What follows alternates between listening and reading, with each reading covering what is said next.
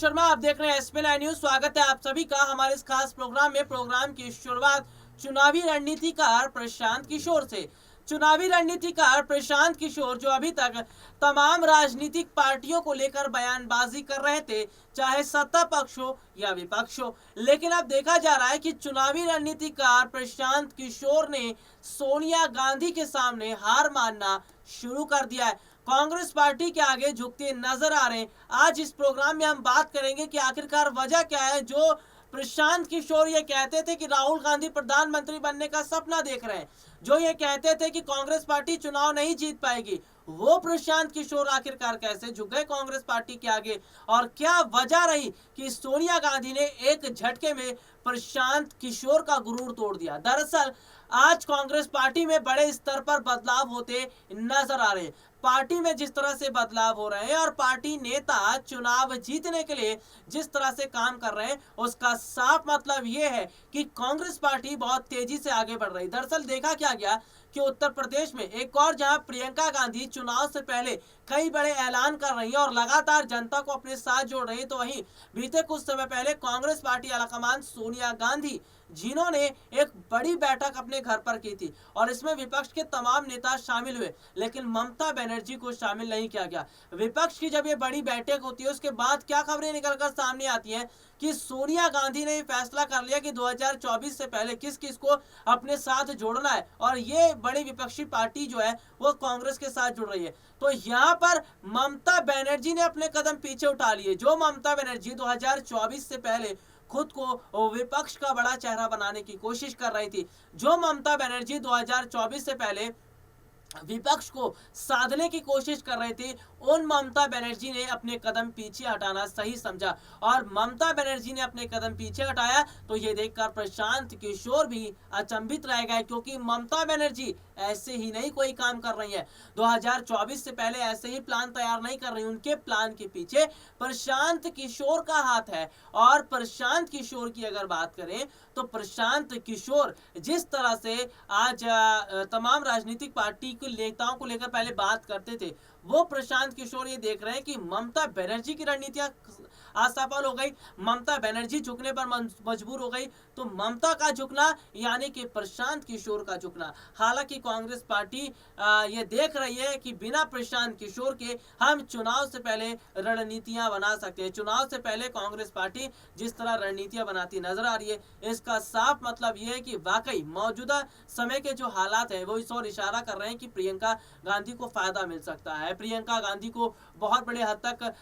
जो है उत्तर प्रदेश में अच्छा रिस्पांस मिल सकता है। तो यहाँ पर यह भी देखा जा रहा है कि चुनाव से पहले कहीं ना कहीं जिस तरह से चीजें बदल रही हैं, जिस तरह से माहौल बदलता नजर आ रहा है, तो ये तमाम तरह के हालात है जो इस वक्त ये बता रहे हैं कि फिलहाल प्रियंका गांधी के आने से उत्तर प्रदेश में किस तरह बदलाव हो रहा है, सत्ता पक्ष किस तरह से घबराता नजर आ रहा है। तो वहीं मौजूदा समय की अगर देश की बात करें, मौजूदा समय में देश के अंदर किस तरह से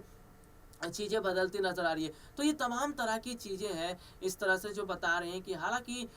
ये माहौल है जो चुनाव से पहले का है कि चुनावी रणनीतिकार प्रशांत किशोर का झुकना। देखिए, चुनावी रणनीतिकार प्रशांत किशोर को ऐसा लगने लगा था कि अगर वो कांग्रेस में शामिल नहीं होंगे तो कांग्रेस चुनाव हार जाएगी, कांग्रेस को चुनाव में फायदा मिलेगा, लेकिन उनकी इस गलतफहमी को तोड़ने का काम सोनिया गांधी ने किया। उनकी इस गलतफहमी को तोड़ते हुए सोनिया गांधी ने जो रणनीतियां बनाई, जो विपक्ष की बड़ी बैठक की, इससे प्रशांत किशोर भी डरते नजर आ रहे हैं, तो ममता बनर्जी झुकती नजर आ रही है। और ममता बनर्जी जो दिल्ली आती हैं, प्रधानमंत्री नरेंद्र मोदी से मुलाकात करती हैं, वो ममता बनर्जी अचानक जिस तरह से सोनिया गांधी को लेकर बात करती हैं, उस पर सोनिया गांधी भड़क जाती है, पार्टी के नेता भड़क जाते हैं कि आज ममता बनर्जी में इतना गुरूर आ गया। लेकिन ममता बनर्जी का गुरूर एक झटके में सोनिया गांधी ने तोड़ दिया। इसके साथ ही साथ प्रशांत किशोर को भी झुकने पर मजबूर किया है, यानी कि चुनावी रणनीतिकार प्रशांत किशोर झुकते नजर आ रहे,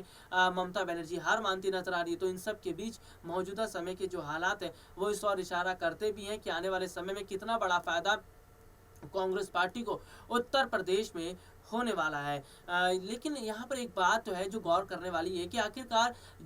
कांग्रेस को रणनीतियाँ बना कौन रहा है, कांग्रेस के लिए रणनीतियाँ बना कौन रहा है। हालांकि अभी दिखाई नहीं दे रहा है, लेकिन खबरें हैं कि कई पार्टी के वरिष्ठ नेता ऐसे हैं जो पार्टी के लिए रणनीतियां बना रहे हो, और जो रणनीतियां है उसको देखकर तो प्रशांत किशोर भी हैरान होते नजर आ रहे कि जिस कांग्रेस ने पहले इस तरह की कभी रणनीतियां नहीं बनाई, जिस कांग्रेस ने पहले कभी इस तरह के दांव पेच नहीं चले, वो कांग्रेस अब दांव पेच चल रही है, वो रणनीतियां बना रही है। इसका मतलब ये है कि आने वाले समय में बेहद बड़े हद तक बदलाव होता नजर आ रहा है, बेहद बड़े हद तक चीजें बदलती नजर आ रही है। तो चुनावों से पहले प्रशांत किशोर का झुकना, ममता बनर्जी का झुकना, इसका मतलब यह है कि आने वाले समय में कांग्रेस पार्टी को बड़ी जीत मिलती नजर आ रही है। हालांकि वो बात अलग है कि प्रशांत किशोर, ममता बनर्जी या सत्ता पक्ष के लोग जिस तरह कांग्रेस को कमजोर बताने की कोशिश कर रहे हैं, प्रियंका गांधी को कमजोर बताने की कोशिश कर रहे हैं, लेकिन इनकी ये कोशिशें जो है वो बेकार साबित होती नजर आ रही, क्योंकि जनता इनकी तरफ ध्यान ही नहीं दे रही है। जनता ये देख रही है कि आज चुनावी मुद्दों पर आज चुनाव से पहले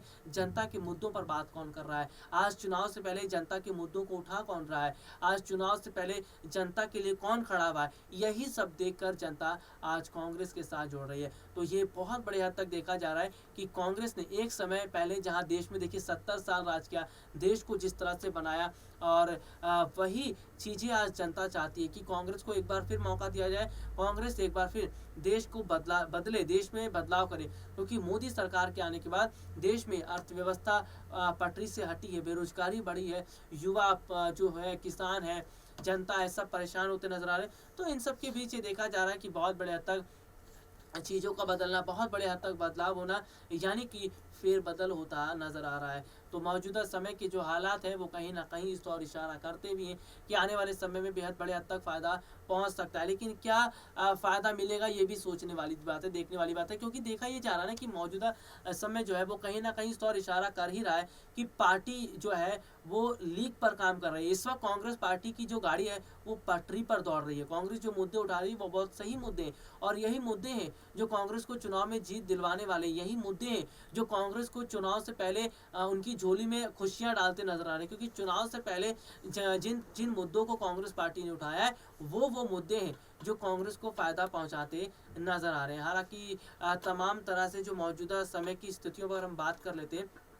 तो कहीं ना कहीं जिस तरह से चीज़ें बदल रही हैं, जिस तरह से माहौल बदल रहा है, इसका मतलब ये है कि आने वाले समय में कांग्रेस पार्टी है जो बड़े स्तर पर काम कर सकती है। फिलहाल यहाँ पर चुनाव में और क्या कुछ अपडेट रहेगा इस पर जरूर जानकारी देंगे, आने वाले समय में क्या कुछ स्थितियाँ बनेंगी इस पर जरूर जानकारी देंगे। लेकिन फिलहाल प्रियंका गांधी का बड़े स्तर पर काम करना, कांग्रेस पार्टी के नेताओं का बड़े स्तर पर काम करना, जनता के साथ जुड़ना, जनता को अपने साथ जोड़कर रखना, तमाम तरह के मुद्दों पर बात करना ही बताता है कि आज कांग्रेस को फायदा मिल रहा है। आज के लिए इतना ही, आपसे फिर दोबारा मुलाकात होगी, तब तक के लिए इजाजत दीजिए, नमस्कार।